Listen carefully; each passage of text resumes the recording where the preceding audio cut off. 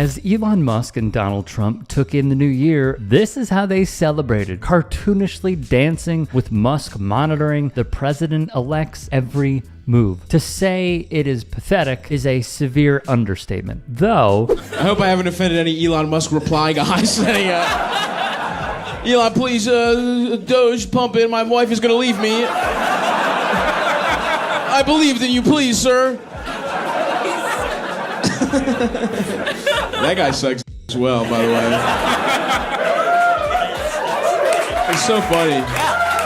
Comedian Stavros Halkias has some thoughts on Musk when he performed in Austin, Texas. Do you have any desire to understand what many people of color and even trans people, how they feel about this country and how they're treated in this country? If they say and they believe that they are treated a certain way in this country, why don't you believe them? You cannot have a situation where someone is a self-described victim and they just get to be that because that's how they feel. I think that does happen in some cases, but not all cases. And I think that not understanding the history of the country, I think, is a real shame. Look, We should understand the history of the country and other countries. I've had incredible opportunities as a person of color. Right. But I've also been very well. But I've also been discriminated against, and I know that I have. And I know that that's real. And for someone to say that that isn't happening, I should just move forward and not think about that and ignore the past is insulting. I'm not saying it. Don, you keep putting words in my mouth. I'm not saying it. I didn't say that you said it. I'm saying that we want to. We as a country should move beyond the questions of race and gender, and we should treat people like individuals and base our opinions on them on the,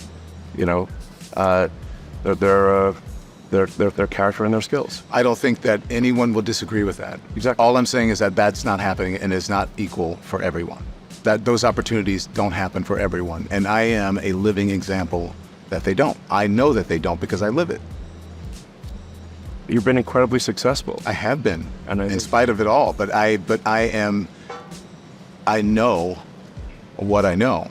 I've experienced what I've experienced. This was a pretty eye-opening interview. And then you learn this. Validation and relief now setting in for Owen Diaz after a federal jury in San Francisco ordered Tesla pay him nearly $137 million for racial abuse on the job.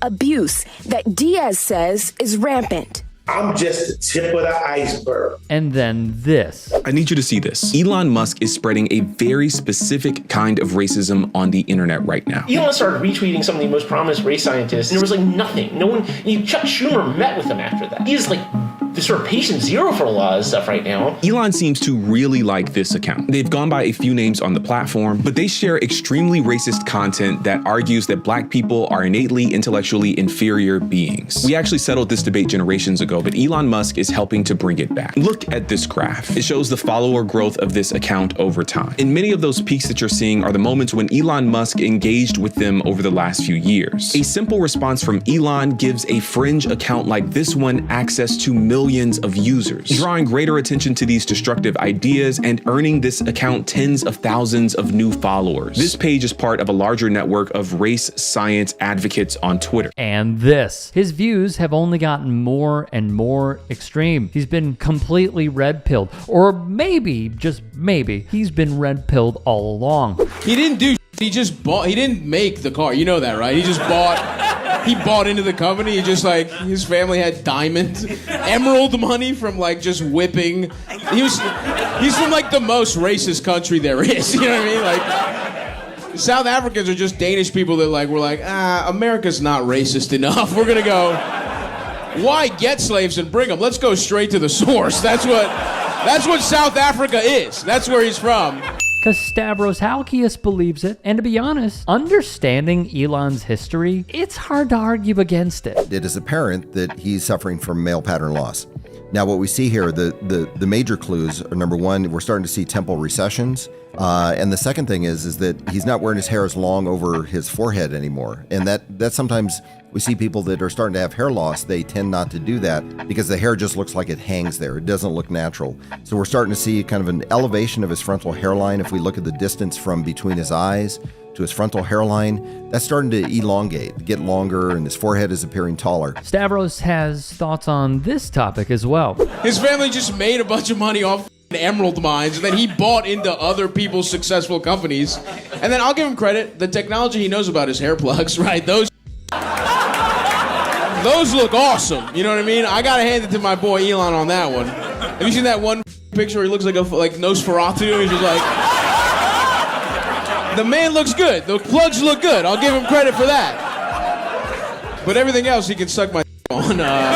It's a fair point. If there is one thing Elon did well, it's not inventing companies or becoming the founder, per se, of Tesla. It's his hair. Elon Musk's medical device company, Neuralink, he is reportedly under federal investigation due to employee complaints regarding its animal testing, according to Reuters.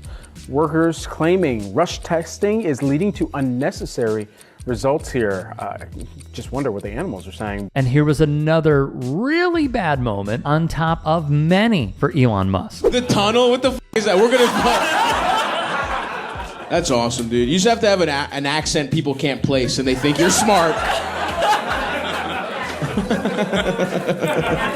Didn't he just kill monkeys? Didn't he just put he tried to put computer chips in monkeys' brains? That's awesome. That's that's what a stupid person thinks smart people should do. You know what I mean? That's like from sci-fi from 40 years ago. He's like, would any of you do that? Would anyone put in? That's so funny. I bet you there's guys who wouldn't get the vaccine that would love an Elon chip in their brain.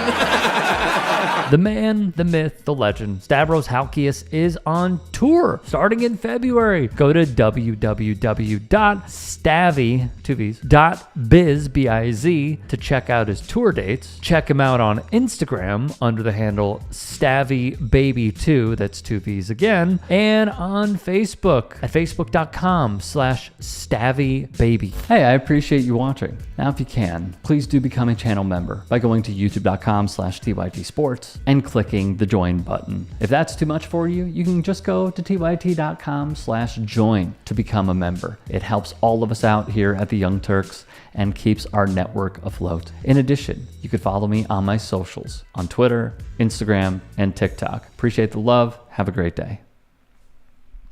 Calling out elite people in comedy should be the rule of thumb. I think Donald Trump's hair is actually another creature. Yeah.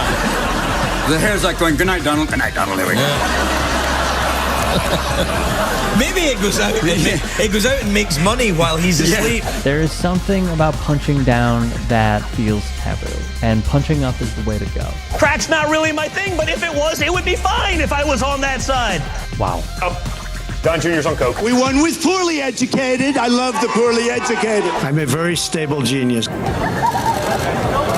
It is very important, the work that the Jordan Kleppers are doing, the work that the Good Liars are doing, the work that our team here at the Turks are doing, and many more. Used to see these tackles, now they tackle. Oh, head-on-head collision. Bing, flag, footballs become soft. You have Trump doing sound effects for tackles. The choice could not be more clear. Let's not beat around the bush about it.